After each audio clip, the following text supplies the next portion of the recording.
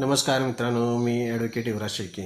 आज आपल्या व्हिडिओमध्ये आपण गावची ग्रामपंचायतमधील सदस्य संख्या किती असावी या संदर्भात कायदेशीर प्रक्रिया काय सांगते ते पाहत आहोत. मित्रांनो, राज्य शासन ही सदस्य संख्या ठरवत असे. प्रत्येक जिल्ह्यातील ग्रामपंचायतमध्ये सदस्य संख्या कमीत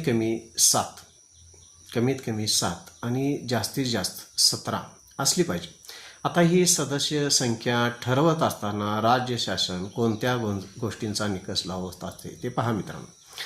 त्या गावामध्ये असणारी लोकसंख्या, त्या ग्रामपंचायतचे महत्त्व, ग्रामपंचायतीचं वार्षिक उत्पन्न किती आहे, त्यावर त्या ग्रामपंचायतीची सदस्य संख्या ही राज्य शासन विहित नमुन्यात ठरवत असते.